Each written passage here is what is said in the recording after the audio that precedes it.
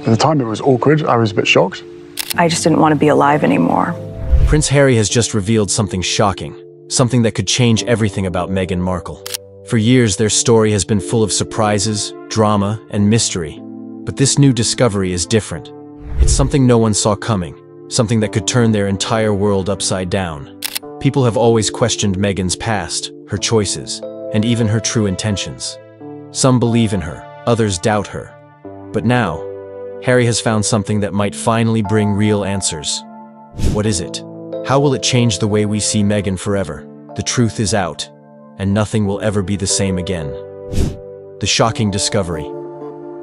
Something big has just come out, and it might change everything we thought we knew about Meghan Markle and Prince Harry. It's the kind of revelation that makes you sit up and ask, wait, what just happened? Prince Harry has discovered something that not only affects Meghan, but also shakes the very foundation of their relationship with the royal family. This isn't just another news story.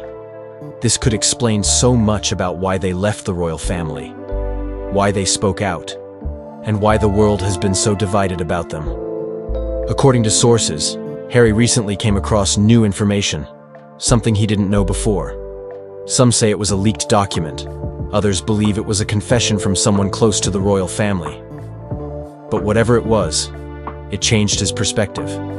It wasn't just about how the media treated Meghan. It was about the role certain members of the royal family may have played behind the scenes. For years, Meghan has said she felt unsupported, isolated, and even targeted. She claimed there were efforts to make her life difficult, to control the narrative, and even to push her out. Many dismissed her as dramatic or exaggerating. But now, with this new discovery, Harry is seeing things differently. If this revelation proves true, then Meghan may have been right all along. How he reacted. Imagine discovering something that makes you rethink everything. That's what Harry is going through. He always believed that leaving the royal family was the right choice. But this new information might be making him realize just how deep the situation really was. Was he angry? Absolutely. People close to him say he felt betrayed, not just for himself, but for Meghan. He has spent years defending her, standing by her side, and trying to protect her. But if this revelation shows that people in his own family worked against them, then that's a level of betrayal no one can prepare for. Harry has always been emotional when it comes to Meghan. We've seen him tear up when talking about how the media treated his mother, Princess Diana. And we've seen the same fire in his eyes when speaking about Meghan's struggles. But this time, it's different. Because now, it's not just about public perception, it's about his own family's involvement. Does he regret leaving the royal family? Probably not. But this could make him regret ever trusting certain people within it, and that's a painful thing to realize. How Meghan feels about it. For Meghan, this moment might be both heartbreaking and validating. Imagine spending years trying to tell people your truth, only to be told you're making it up. And then finally, someone, especially your husband, finds the proof. That's what's happening here. Has Meghan responded publicly? Not yet. But if we know Meghan, she will wait for the right moment. Whether through an interview, a documentary, or even just through sources close to her, we will hear her side. And when we do, it will be powerful. Because this isn't just about the royal family anymore. It's about truth. It's about what she went through, what she survived, and how she came out stronger. If this revelation proves her right, then she finally has something she never had before. Undeniable proof that she wasn't just making noise. But at the same time, this is painful for her. Because while she has moved on, while she has built a life with Harry and their children in the US, this discovery forces her to relive the past. And that's not easy. Impact on the royal family. So, how is Buckingham Palace reacting to all of this? The answer is silence. Total silence. And that silence speaks volumes. Whenever something controversial about the royal family comes out, they follow one simple rule: never complain, never explain. But sometimes, silence is louder than words. And right now, the world is watching, waiting to see if they will finally break that rule. Behind closed doors, sources say there is tension. The royal family has already dealt with so much drama because of Harry and Meghan. The Oprah interview, the Netflix series, the book Spare. They thought the worst was over. But this new discovery? It's bringing back all those old wounds. And the biggest question now is, who in the family knew about this? Who was involved? And most importantly, will anyone take responsibility? King Charles, Prince William, and Kate's role. Let's talk about the three people who are most affected by this. King Charles, Prince William, and Kate Middleton. For King Charles, this is another blow to his already complicated relationship with Harry. As a father, he may feel sad that things have reached this point. But as a king, he has to protect the monarchy. Will he reach out to Harry? Maybe. But will he admit any wrongdoing? Highly unlikely. Then, there's Prince William. His relationship with Harry has been cold for a while now. They were once the closest brothers, but now they barely speak. If this discovery suggests that William knew something and didn't tell Harry, that could make things even worse between them. And finally, there's Kate. She has always been seen as the perfect royal. But what if this new information changes that? What if she was more involved in the Meghan drama than people realized? That's a question many are now asking. Will there be consequences? This could change everything for Harry. Right now, he and Meghan are already out of the royal family, but they still have connections. They still have titles. They are still technically the Duke and Duchess of Sussex. But could this be the final straw? Could the royal family strip them of their titles completely? Some royal experts say yes. Others believe the family will just try to ignore it and move on. But one thing is clear. This will affect Harry's place in the royal family forever. What's next for Harry and Meghan? So, what happens now? Will Harry and Meghan speak out? Knowing them, they won't stay silent for long. Whether it's through a statement, an interview, or even another Netflix special, they will share their side. And when they do, it will be big. But will they ever return to the UK? That's a tough question. If this discovery makes Harry lose even more trust in his family, then the chances of him ever moving back are close to zero.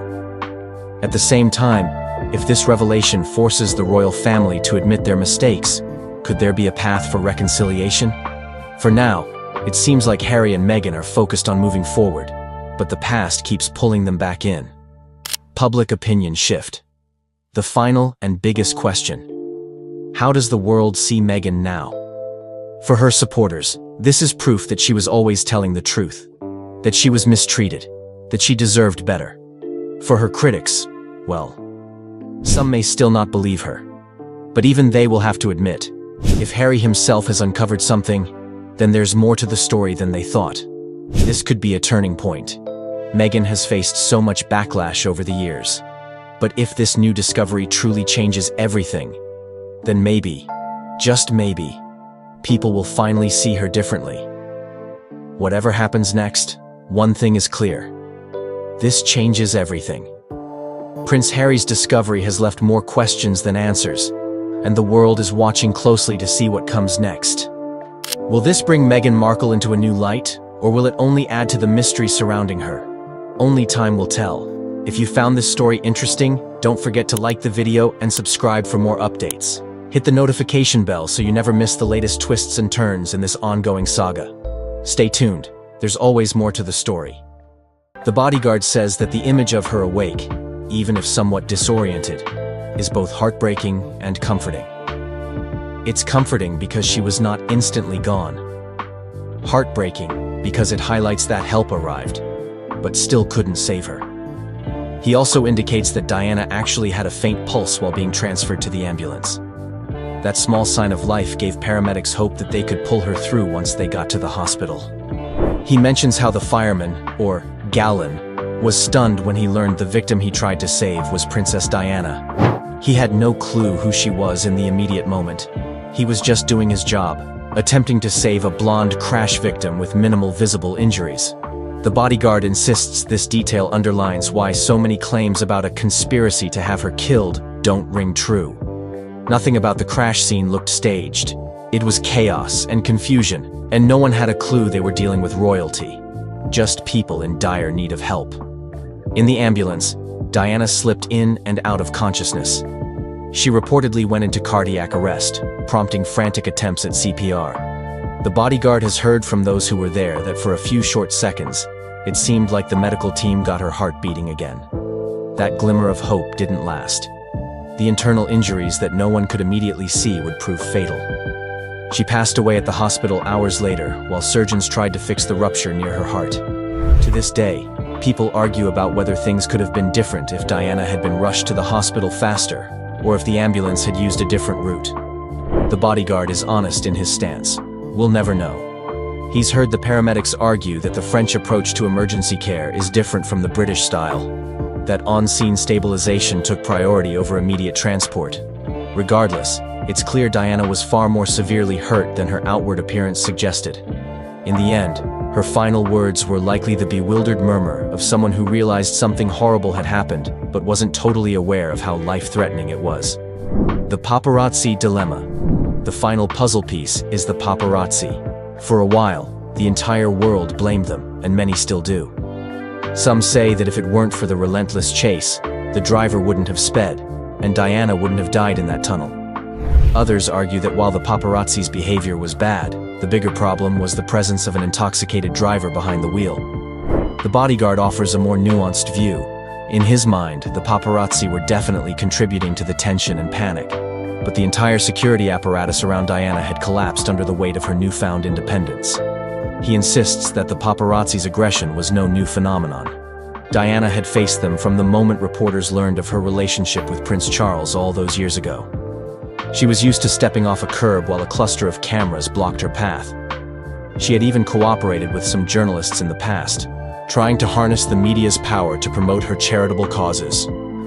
But her romance with Dodi brought a new level of frenzy. Tabloids couldn't get enough of the millionaire's playboy son and the world's most famous ex-royal. Everyone wanted that exclusive shot, maybe a kiss, a whisper, a moment of tension. The financial rewards for such photos were enormous, spurring the paparazzi to drive recklessly through Paris in pursuit. Yet the bodyguard says it's too simplistic to say the paparazzi alone caused the crash. He points out that Dodi was also determined to slip away undetected, rushing out into the night against any better judgment. The security detail was so scattered that they ended up relying on a deputy head of Ritz security with an unconfirmed blood alcohol level. The bodyguard calls it a perfect storm. Sure, the paparazzi's pushy presence was the flashpoint, but every step up to that point was flawed. He believes that if any single safeguard had been in place, say, if a professional chauffeur with a sober background had been driving, Diana might have arrived safely at Dodi's apartment. The paparazzi were intrusive and callous, but they weren't the sole reason the car crashed at high speed. He also remembers hearing about how some paparazzi, after the accident, rushed forward with cameras instead of offering help. That, he says, is a moment that reveals how twisted the tabloid culture was. Emergency personnel had to push them back. Meanwhile, the bodyguard was fielding frantic calls from staff wanting updates on Diana's condition. Some paparazzi claimed they were just doing their jobs, while others insisted they had tried to help once they realized how severe the crash was. Regardless, the damage was done. In the months and years after Diana's death, there was a global outcry over paparazzi tactics. People demanded new laws, new protections. Yet, the bodyguard feels that the world has a short memory. Over time, sensational pictures still fetch high prices, and paparazzi culture hasn't disappeared. In his view, Diana's death could have led to a real overhaul, ensuring celebrities or public figures were better shielded from reckless pursuit. Instead, the conversation fizzled out, overshadowed by conspiracy theories, official investigations, and changing headlines. He calls the entire night a giant security failure, because so many systems that should have protected Diana left her exposed. She was no longer a royal highness with tight palace protocols, and she hadn't yet established her own bulletproof network of experienced security. Dodi's wealth and connections, ironically, did not translate into the safest possible environment. The paparazzi just turned up the pressure, turning a risky strategy into a lethal one. Confrontations with the royal establishment and legal hurdles. When the shocking car crash in Paris claimed Princess Diana's life, millions worldwide turned to the royal family for comfort and answers. Many people felt the monarchy should have offered a warmer, more transparent response to the tragedy. Suddenly, a quiet tension seeped out into the open. Private frustrations boiled over, and individuals searched for someone to blame. In the middle of this storm stood the princess's on and off security circle, a small group of men charged with keeping her safe, yet powerless on that fateful night. Eventually, one of these men chose to speak out. For years, the bodyguard had been more than just a silent figure in Diana's orbit. He knew the lines of succession, the restrictions of palace protocol, and the consequences of stepping out of place. But in the aftermath of the accident, the royal establishment tried to close ranks. That's when he realized there might be more at stake than simply defending the public image of the monarchy. Documents needed signing, hush-hush agreements were laid on the table, and he braced for confrontation. Some key palace aides wanted a smooth, simple narrative. Yes, it was all a terrible accident. Blame the driver. Condolences to the family. Let us move on. But the bodyguard felt something else brewing. Countless awkward questions nobody wanted to address. Had the princess been left with subpar protection once her divorce was finalized? Why did everything feel so uncoordinated that night in Paris? Why were certain eyewitness accounts brushed aside? The tension with the monarchy did not take the form of a flashy showdown in the corridors of Buckingham Palace, but rather subtle forms of pressure. Insiders murmured about whether the bodyguard should sign non-disclosure papers. Close associates hinted that legal trouble might arise if he ever contradicted official statements. To him, it was all too obvious that some corners of the royal establishment saw him as a loose end, someone who had no official place in the firm once Diana was gone. Others within the palace were more empathetic. They quietly admitted there was a deep sadness in how Diana's final hours played out, and they feared the scandal could spin out of control if too many conflicting stories emerged. The bodyguard saw it from both angles. The monarchy had lost one of its brightest stars, and the entire institution was staggering under public grief and growing media hostility. He also became wrapped up in the complicated swirl of legal proceedings. French authorities launched an investigation into the crash. British officials monitored from across the channel, keen to see how the blame game would unfold. Paparazzi who had chased Diana's car were briefly detained, then released. Some tabloids even tested the waters of sensational conspiracy theories, claiming that Diana had been targeted by shady forces. The bodyguard recalls feeling torn between his loyalty to the memory of the princess and the rules that came with any brush against royal life. Stepping forward could place him on a collision course with powerful individuals who had no interest in seeing the official reports questioned. He wasn't alone.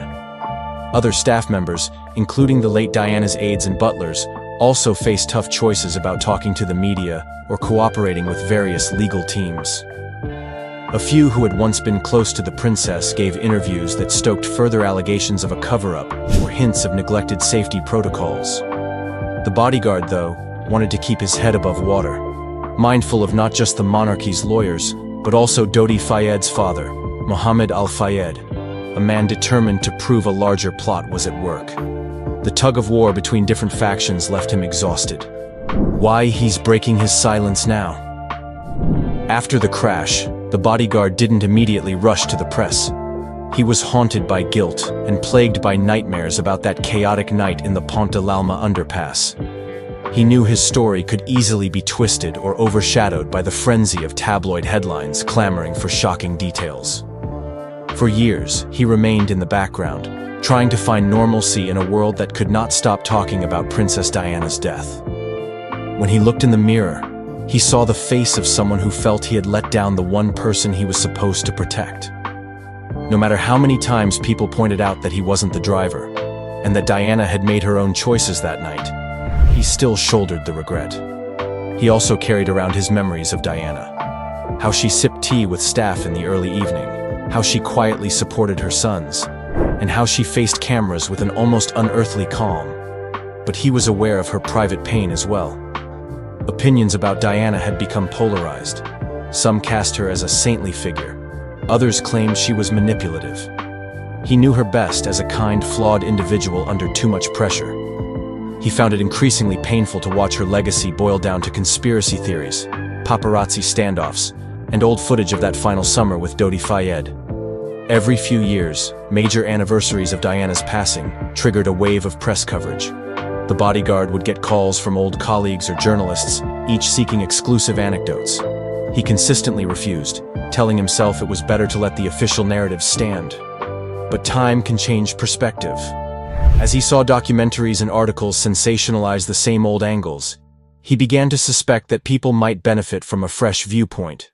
Someone who had lived in her shadow. Someone who had no interest in fanning conspiracy flames, but also no desire to whitewash the chaos of that final night. Why speak out now? He says it was a slow process, not a single event. He began talking confidentially to a therapist, struggling with the trauma of seeing the princess lying in the wrecked car, her eyes sometimes fluttering as first responders tried to keep her alive.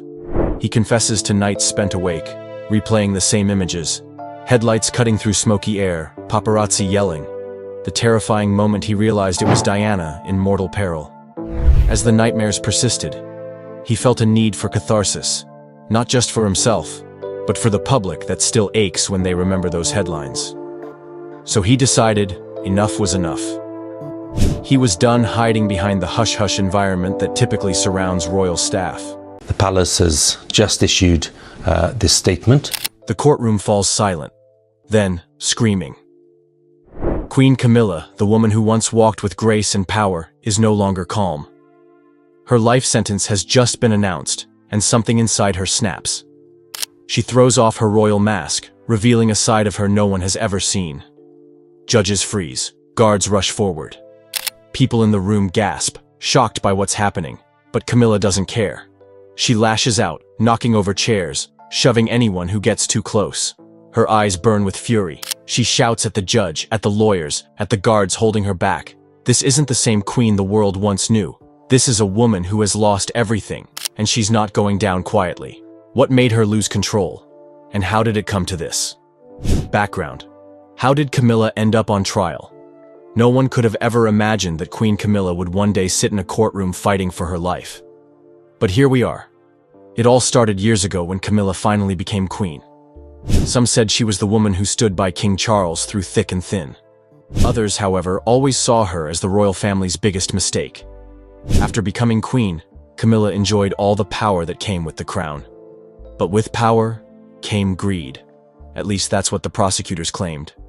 Over the years, rumors started floating around. People whispered about Camilla misusing royal funds, lavish parties, expensive jewelry, secret getaways, all funded by money that was meant for the people. The press picked up on this quickly, and the media ran wild with stories of missing funds and secret offshore accounts. As if that wasn't enough, there were also talks about Camilla abusing her power inside the palace. Some former staff came forward, claiming that she treated them horribly. They said she would scream at them, make their lives miserable, and even threaten to get them fired if they didn't obey her every word. For years, these stories were brushed under the rug, but the list of accusations just kept growing. On top of everything, conspiracy theories took over the internet. Some people started believing that Camilla had been plotting her way to the throne for years. There were crazy claims that she had even pushed Princess Diana out of the way to make room for herself. Of course, no one could ever prove that, but the theory stayed alive and kept getting bigger. Slowly, the public began to turn against her. At first, they didn't believe the rumors. But when more and more evidence came out, things changed. People started calling her the evil queen. News channels debated her guilt every night. The royal family tried to stay silent, hoping it would all die down. But it didn't. It only got worse. Finally, after months of investigations, Camilla was put on trial. It was the scandal of the century. Cameras lined up outside the court. Reporters fought for a front-row seat, and the world waited with bated breath to see what would happen next. No one thought it would come to this, but the evidence was too much. There was no turning back now. The verdict: life sentence shocks the world. The courtroom was packed. You could hear a pin drop. Everyone waited for the judge to speak, holding their breath. The jury had made their decision, and now it was time for the final blow. The judge looked right at Camilla, his face stern and serious. "Queen Camilla," he said, "for your crimes against the people, this court sentences you to life in prison." The moment those words left his mouth, the room exploded. Gasps echoed through the courtroom. Some people even started whispering to each other, unable to believe what they just heard. Camilla, who had been sitting tall and proud all this time, suddenly went pale. Her mouth dropped open. For the first time, she looked scared, truly scared. She turned her head slowly, looking at the royal family sitting in the front row. King Charles sat frozen, his face blank. Prince William didn't flinch. Some even said he looked relieved, almost as if he had been waiting for this moment for a long time. Kate sat beside him, her face cold, her eyes unreadable. Not a single tear was shed. The media wasted no time. Within minutes, breaking news hit every TV screen. Queen Camilla sentenced to life. Britain stunned. No one had expected it to end like this. But the worst was yet to come. The meltdown. Camilla snaps. As soon as the judge finished speaking, Camilla completely lost control. It was like watching a volcano explode. She shot up from her seat, her face red with rage. "You can't do this to me!" she screamed, her voice cracking. "I am your queen!" The judge tried to stay calm, but Camilla wasn't done. She started pointing at the jury, calling them liars and traitors. "You've all been paid off! This is a setup! A bloody setup!" she yelled. Then she turned her anger toward everyone in the courtroom. She cursed the royal aides sitting nearby, screaming that they had betrayed her. "I made you! I made all of you!" she shrieked. "You ungrateful peasants!" Security guards rushed to stop her, but Camilla wasn't going down quietly. She grabbed whatever she could, a glass of water, papers from the desk, and threw them across the room. One glass shattered near the judge's table. The courtroom was in chaos. Reporters quickly raised their cameras, trying to capture every second of the royal meltdown. "You think you'll get away with this?" Camilla roared. "I will haunt every single one of you. Every single one." It was madness. Total madness.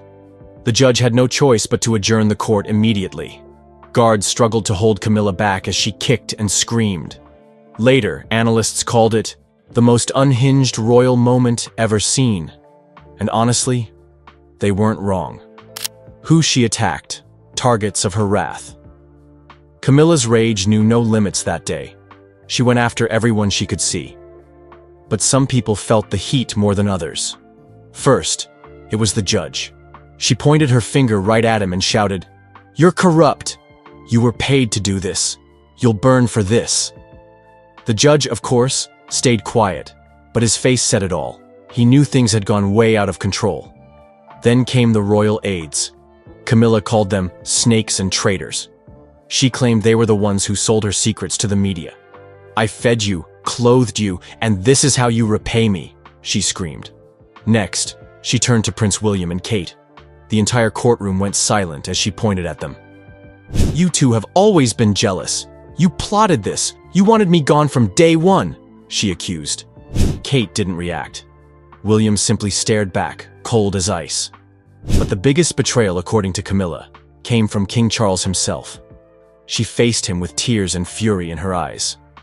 "You threw me to the wolves, Charles, after everything I've done for you," she cried. "I made this family what it is." People in the room whispered that this wasn't just anger. It was years of bottled-up hate finally exploding. Old rivalries, hidden secrets, everything spilled out in front of the entire world. Royal family's reaction post-meltdown. Once Camilla was dragged out of the courtroom, the royal family went into full damage control mode. They knew this was bad. Really bad. The palace released a short statement within hours. It said, "Her Majesty's actions were regrettable. The royal family remains committed to the law and the people." Cold. Emotionless. Almost like they had already erased her from their lives. Prince William later spoke to reporters. His words were simple but powerful. The monarchy must move forward. Just like that, he made it clear. Camilla was done, and there was no coming back. Meanwhile, Rumors started swirling about King Charles. Some said he broke down in private. Others claimed he hadn't said a word since the sentencing. For a man who loved Camilla more than anyone, this was a nightmare. The media didn't hold back. Headlines screamed, "Queen Camilla's final shame." Newspapers sold out within hours. Polls showed her approval ratings had crashed to the lowest ever recorded for a royal. Camilla had officially become the most hated woman in Britain. What's next? For Camilla, prison life and legacy. With the trial over, the question everyone started asking was, what happens to Camilla now? Her life as queen was over. Now she was just another prisoner.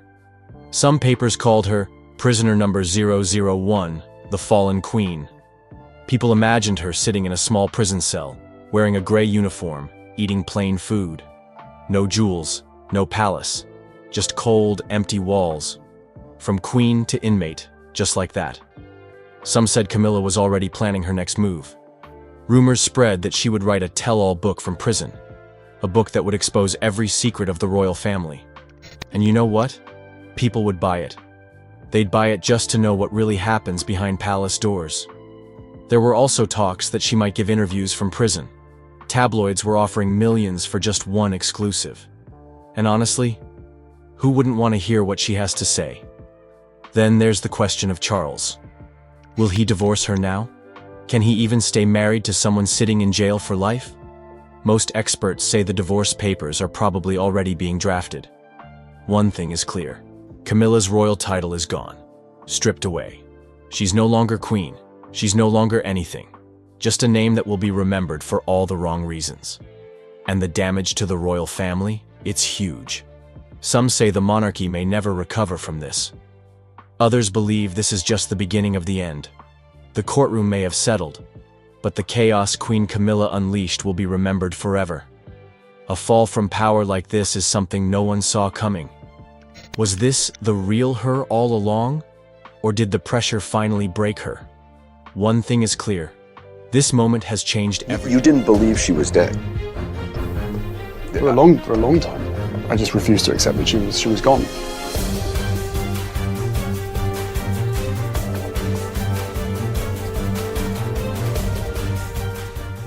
For decades, the world believed they knew the truth about Princess Diana's tragic death. A terrible car accident in Paris, caused by a drunk driver and pursuing paparazzi. The people's princess, taken too soon in a senseless tragedy.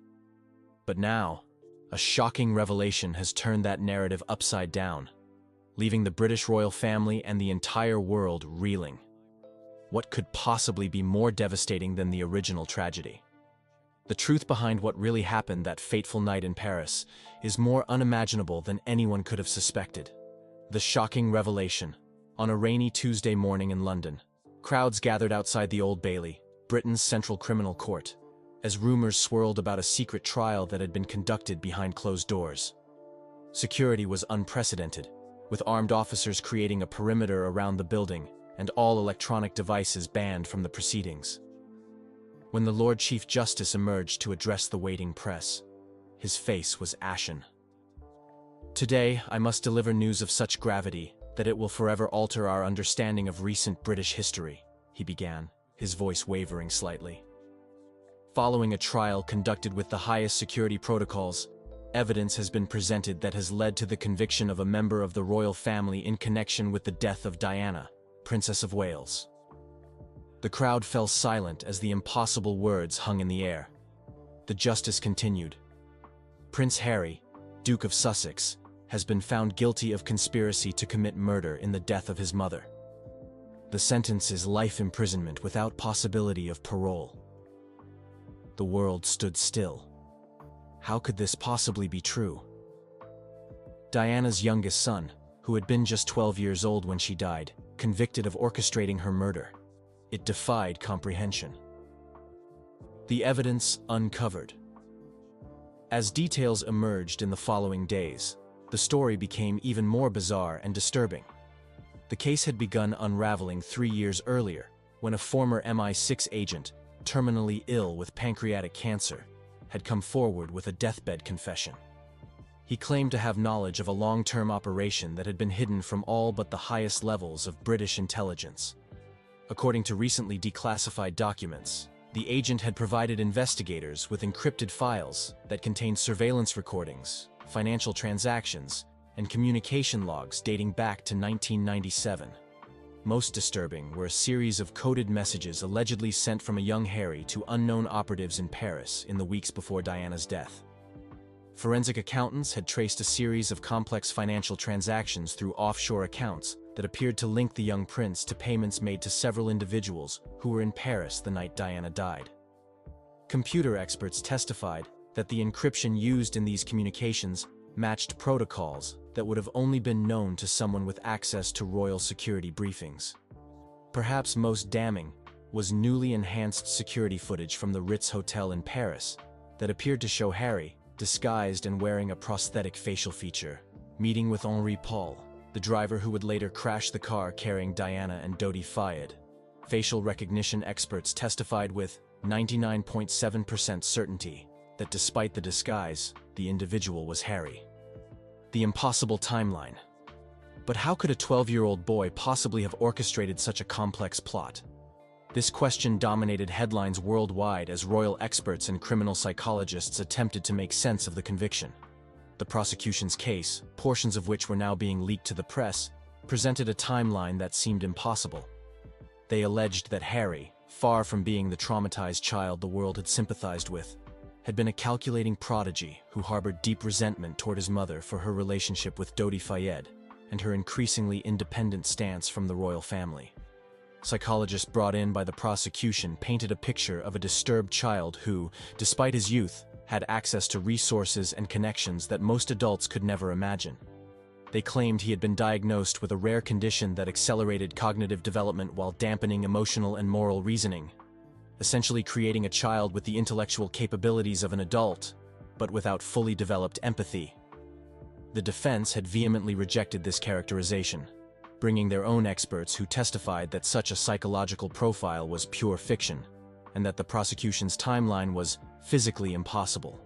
They pointed out that Harry had been at Balmoral Castle in Scotland with his father and brother when Diana died, a fact confirmed by numerous royal staff and security personnel. The royal family's response. As the details of the conviction became public, Buckingham Palace remained in lockdown.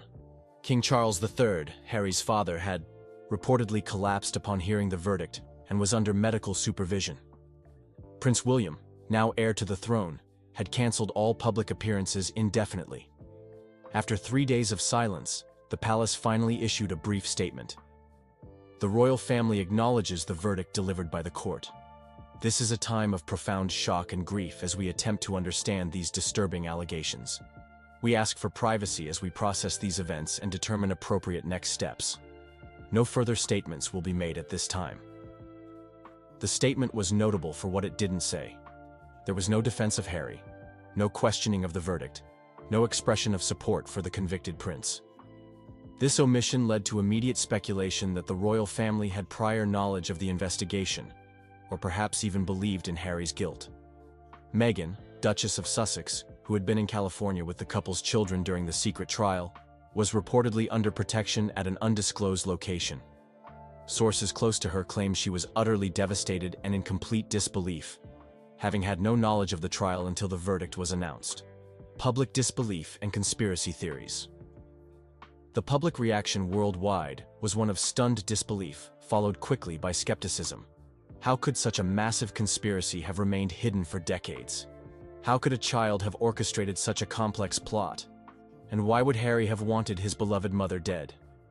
Social media exploded with conspiracy theories, many suggesting that Harry was being framed, perhaps by elements within the royal family or British intelligence, who feared what might be revealed in his upcoming memoir. Others pointed to his recent estrangement from the royal family as potential motivation for a coordinated attack on his character and freedom. Supporters gathered outside Kensington Palace with signs reading "Free Harry" and "Truth for Diana." In the United States, where Harry had relocated in recent years, political figures called for international oversight of the case, questioning Britain's judicial process and the secrecy surrounding the trial. Prominent legal experts expressed grave concerns about the conviction. A secret trial, with evidence never subjected to public scrutiny, resulting in a verdict that defies logical timeline analysis. These are hallmarks of a judicial travesty, not justice, remarked one Harvard law professor. The confession that changed everything. Just as public opinion was coalescing around the belief that Harry had been framed, the case took another stunning turn. 1 week after the verdict was announced, Harry requested a television interview from his holding cell at an undisclosed maximum security facility. In a broadcast that would become the most watched television event in history, Harry appeared on screen looking haggard but composed. What followed was a 40-minute monologue that left viewers worldwide speechless. "The truth about my mother's death has been hidden for too long," he began. "While I maintain my innocence regarding the specific charges, there are aspects of that night that the world deserves to know."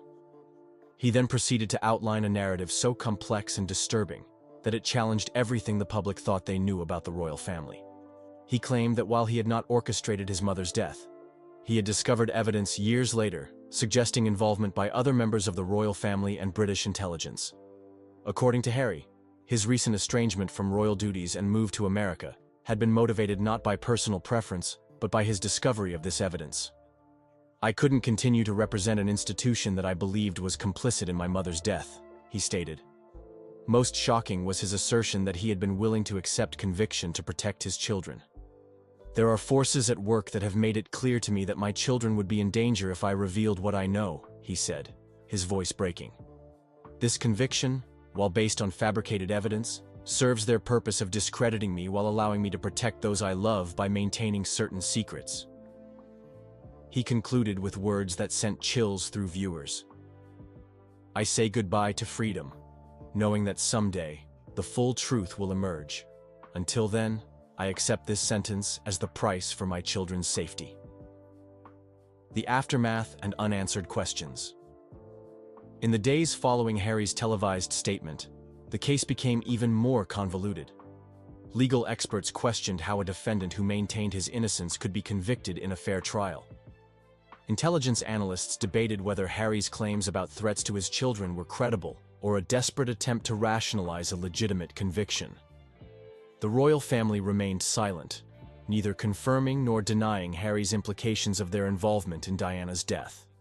This silence only fueled further speculation, with public opinion increasingly turning against the monarchy as questions mounted.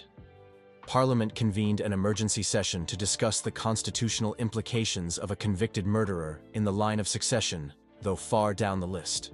Legal scholars debated whether the conviction could be challenged in international courts, given the extraordinary nature of the secret trial. Meanwhile, Harry was transferred to an undisclosed prison facility, reportedly under constant surveillance to prevent any possibility of self-harm. Visitors were strictly prohibited, with even his legal team having limited access. The evidence disappears. 3 months after Harry's conviction, another shocking development occurred. The Ministry of Justice announced that the evidence used to convict Harry had been stolen during a sophisticated breach of government security systems. All digital records, including the enhanced security footage from the Ritz Hotel and the financial transaction records, had been completely wiped from government servers.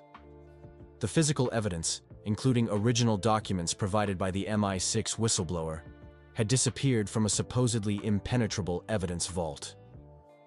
With the evidence gone, legal experts suggested that Harry's conviction should be overturned or at least reconsidered. However, the Lord Chief Justice issued a statement indicating that the verdict would stand as the evidence had been duly considered by the court before its disappearance. This extraordinary series of events only deepened public skepticism about the case. If the evidence was compelling enough to convict a royal prince of matricide, how could it have been so poorly protected? Was the theft a convenient way to prevent further scrutiny of potentially fabricated evidence? A nation divided, a family destroyed. As months passed, Britain found itself deeply divided. Polls showed that approximately half the population believed Harry was innocent and had been framed, while others accepted his guilt but questioned the circumstances surrounding his confession. A smaller percentage believed in his complete guilt and felt justice had been served for Diana. The monarchy's popularity plummeted to historic lows. King Charles, already advanced in age, appeared increasingly frail in his rare public appearances. There were whispers in political circles about the viability of the monarchy itself, with Republican sentiment growing stronger than at any time in modern British history. Prince William, now effectively the face of the monarchy's future, found himself in an impossible position, unable to defend his brother without potentially implicating his family in Diana's death, yet viewed with suspicion by a public that wondered about his own knowledge of the truth. Meghan and the children remained in the United States under tight security. Sources reported that all communication with Harry was monitored, with their children unable to have private conversations with their father. The documentary that shook the world. 1 year after Harry's conviction, a documentary was released simultaneously in multiple countries to avoid British legal injunctions. Titled The Prince's Tragedy, it featured interviews with former royal security personnel, intelligence officers, and forensic experts who systematically dismantled the timeline of the prosecution's case. Most compelling was testimony from Harry's former protection officers, who provided irrefutable evidence that he had been continuously under their supervision at Balmoral during the critical periods when he was allegedly in Paris. They risked prosecution themselves by revealing classified duty logs and security protocols that had previously been withheld from the defense. The documentary also introduced a facial recognition expert who demonstrated that the technology used to identify Harry in the Paris footage had been manipulated, using the original algorithm rather than the modified version presented in court. The expert showed that the individual in the footage bore only a 23% similarity to Harry, far below the threshold for identification. Perhaps most damning was an interview with a former MI6 operations director who suggested that the entire case against Harry had been manufactured to prevent him from revealing what he had discovered about Diana's death. When a prince threatens to expose state secrets, conventional methods of silencing him are impossible, the intelligence veteran noted. Character assassination and false imprisonment become the only options. The final goodbye. 2 years into Harry's sentence, as legal challenges to his conviction gained momentum and public pressure for a retrial mounted, another shocking announcement came from the prison authorities. Prince Harry had been found dead in his cell, apparently by suicide. According to the brief official statement, he had left a note reading simply, "The truth dies with me. Keep them safe." No autopsy results were released, and his body was quickly cremated before independent examination could be arranged. Meghan released a statement questioning the suicide ruling and demanding an international investigation. But her voice was largely drowned out by the wave of memorials and retrospectives that followed Harry's death. The narrative quickly shifted from questions about his conviction to reflections on his troubled life. In a final twist that seemed to confirm the darkest suspicions, all pending legal challenges to Harry's conviction were administratively closed within days of his death. The judge who had been reviewing the appeal request recused himself without explanation and subsequently left the country. The legacy of doubt. Today, years after these extraordinary events, the truth about Princess Diana's death and her son's conviction remains obscured. The official record states that Harry was guilty of conspiring in his mother's murder and later took his own life in prison. But millions around the world remain convinced that this narrative conceals a far more disturbing reality. Annual vigils are held outside Buckingham Palace on the anniversary of both Diana's and Harry's deaths. Conspiracy theories continue to flourish, books and documentaries regularly revisit the case, and justice for Harry remains a rallying cry for those who believe in his innocence. The monarchy has never fully recovered from the scandal. While it continues to function, its mystique and public support have been permanently damaged. King Charles passed away not long after his son, with many attributing his decline to the stress of these events. William now reigns as a king forever shadowed by questions about his brother's fate and his own knowledge of the truth. Meghan and the children remain in America, where they live under assumed names, rarely seen in public. On the anniversary of Harry's death each year, an anonymous donor places lilies, Diana's favorite flower, on a bench in a London park with a card that reads simply, "The truth never dies. Only goodbye for now, not forever." For a public that once mourned a princess, then watched her sons grow up under the weight of that tragedy, the story's final chapter seems cruelly fitting. More questions than answers, more shadows than light, and a family destroyed by secrets that may never be fully revealed. They were talking, and she was telling the author that unfortunately her husband was doing well, but he won't do what he's told. Now, For more than 50 years, people have watched the love story of King Charles and Queen Camilla. Their relationship has been talked about in books, news, and even in secret conversations behind palace walls. But now, something unexpected has happened. Queen Camilla has finally spoken the truth about why she left King Charles. For so long, the world believed they were meant to be together. But things were not as perfect as they seemed. There were hidden problems, painful moments, and secrets that no one knew. Now, after all these years, the truth is out.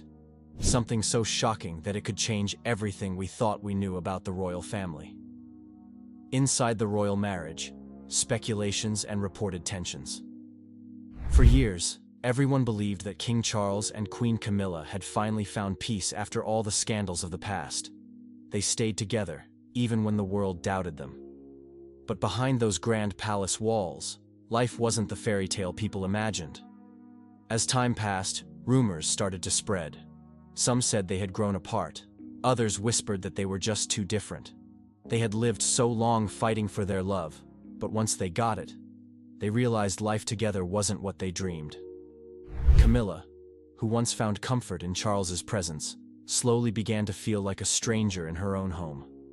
Charles wasn't just her husband anymore. He was the king, and that changed everything. His royal duties took most of his time.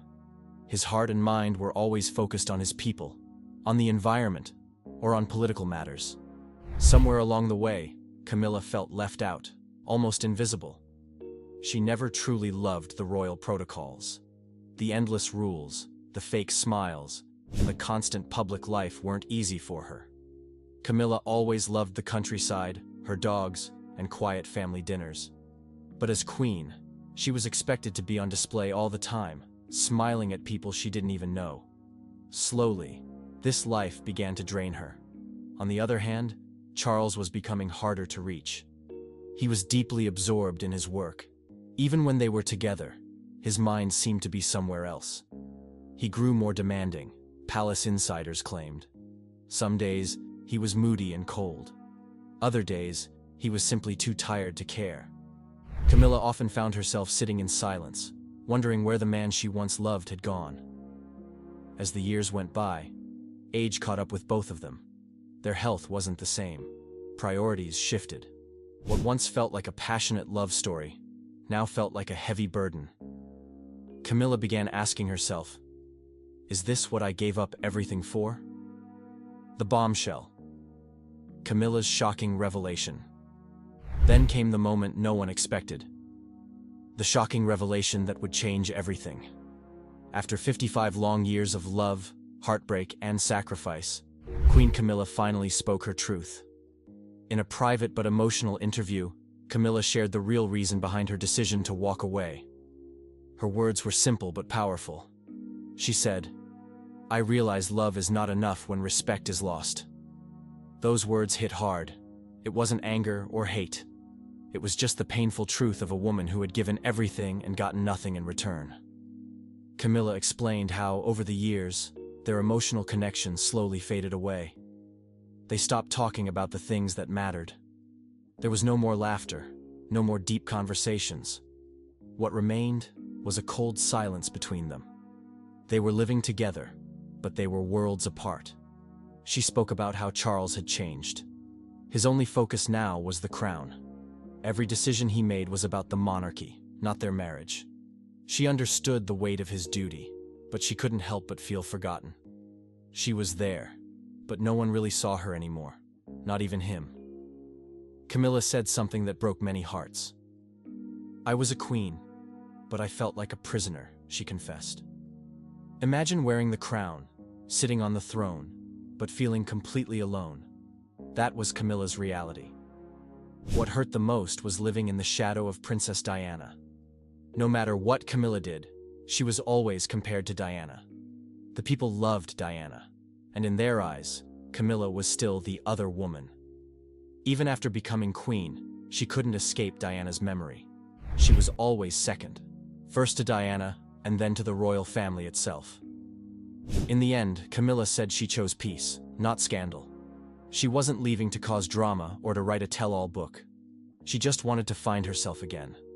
She wanted to breathe, to live the rest of her life without pretending.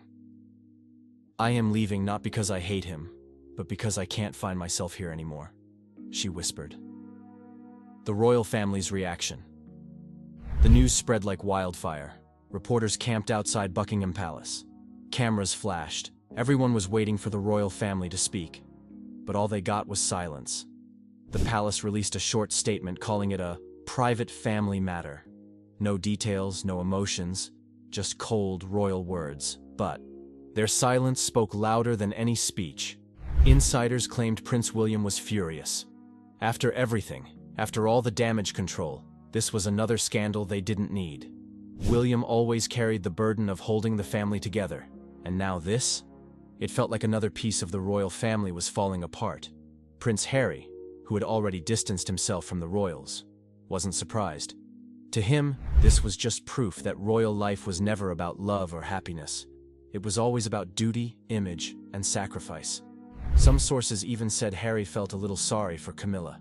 After all, he knew what it felt like to live in that golden cage. The media didn't waste a second. Headlines screamed, "The end of a royal love story," and "Camilla breaks free from the palace." Social media exploded with opinions. Some people felt sorry for Camilla. For the first time, they saw her as a woman, not a villain. Others blamed her, calling it karma for what happened to Diana. The internet was divided. But one thing was clear. This wasn't just a family issue anymore. It had become a global drama. What this means for King Charles and the monarchy. The impact on King Charles was immediate and deep. People started asking, how can a man rule a kingdom when he can't even save his own marriage? His image, already fragile, took another hit. The whispers about the future of the monarchy grew louder. Would Charles step down sooner than expected? Would this scandal force him to pass the throne to William earlier? These questions filled newspapers and TV screens across the world.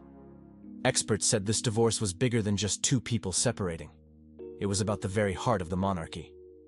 In today's world, where people question old traditions, this felt like another reason to doubt the royal family's future. Some even said, if the king can't hold his own home together, how can he hold a nation together? Others wondered if this was a sign that the monarchy itself was slowly dying, stuck in the past, and unable to survive in the modern world. Camilla's life after the divorce. What's next? And then, there was Camilla. What happens to a queen who chooses to walk away?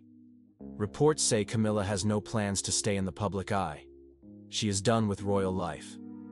Done with the endless events, the fake smiles, and the heavy crown. All she wants now is a quiet life. Some insiders shared that Camilla might write a memoir, not to attack anyone, but to tell her story, the real story. After years of being painted as the villain, she finally wants people to hear her side, to know the woman behind the crown. But others say she just wants peace. She dreams of returning to her countryside home, surrounded by her dogs, her horses, and the people she truly loves. No cameras, no titles, just Camilla. In the end, this wasn't just a royal divorce. It was the story of a woman who gave everything, her love, her youth, her reputation, only to realize it wasn't enough. It was a love story that couldn't survive the weight of the crown. Camilla's words, "I was a queen, but I felt like a prisoner," will stay with people for a long time. Because behind all the gold, jewels, and titles, she was just a woman who wanted to be loved, seen, and respected. And maybe, in the end, that's all any of us really want.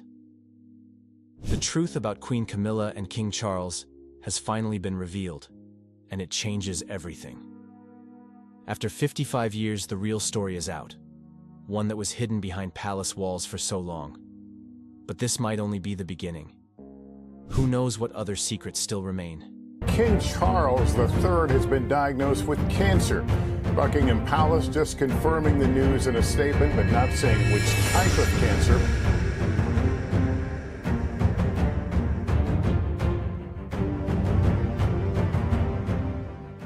something serious is happening behind the palace doors. Queen Camilla has shared news that no one saw coming. She has been diagnosed with a dangerous illness. For years, she has been by King Charles's side, always strong, always smiling. But now she faces a health battle that could change everything. People close to the royal family are worried. Whispers are spreading. What does this mean for her? What does this mean for the royal family? Questions are everywhere, but answers are few. Now, the truth is coming out, and it's more shocking than anyone expected. Queen Camilla's deadly diagnosis. Now, let's talk about the heartbreaking reason Queen Camilla is making headlines all around the world. This news has shocked not only the UK, but also millions of royal fans across the globe. No one expected this, and honestly, it's hard to even believe. Queen Camilla has shared that she has been diagnosed with multiple myeloma, a rare and deadly type of blood cancer. It's the kind of disease most people don't know much about until someone close to them is affected. Sadly, that someone, in this case, is Queen Camilla herself. It is believed that Camilla first started feeling unwell a few months ago. She had been experiencing constant back pain, unusual tiredness, and even weight loss. At first, she thought maybe it was just stress or age catching up. After all, being part of the royal family comes with a lot of pressure, and she's been attending countless royal events. But things didn't get better. In fact, they got worse. She found it hard to stand for long hours during events. Even smiling and waving seemed tiring. That's when the doctors ran some tests. After weeks of checkups and endless hospital visits, the royal doctors finally gave her the heartbreaking news. She had multiple myeloma. Camilla chose to share this news with the world in the most graceful way. Instead of hiding it, she sat down for an emotional interview with a royal reporter. With a trembling voice, but with her usual calmness, she shared her diagnosis. She wanted people to hear it from her, not from rumors. She also released an official statement through Buckingham Palace, where she thanked everyone for their love and support. Camilla admitted in the interview that hearing the words, "You have cancer," changed her world forever. She said she felt like the ground had been pulled from under her feet. But she also shared that she is determined to fight this battle with all her strength. Understanding multiple myeloma. The silent killer. Many people might not know what multiple myeloma is. It is a type of blood cancer that affects the plasma cells found in our bone marrow. These cells are supposed to help us fight infections. But when they turn cancerous, they start damaging the body from the inside. The symptoms can be really hard to notice at first. They include tiredness, back pain, frequent infections, and weak bones. Most people, just like Camilla, think it's normal aging or stress. But sadly, this disease keeps growing silently inside the body until it's too late. Multiple myeloma is very dangerous because it doesn't just attack one part of the body.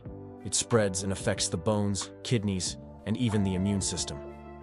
That's why doctors call it a deadly disease. The survival rates depend on how early the cancer is caught. Some people live for several years with treatment, while others may have a much shorter time. Sadly, there is no permanent cure for multiple myeloma yet. The treatments available, like chemotherapy, radiation, and stem cell transplants, only help to slow it down. Doctors say that this cancer is more common in people above the age of 65, which makes Camilla's case even more worrying. Many women her age don't even realize they have it until it becomes very serious.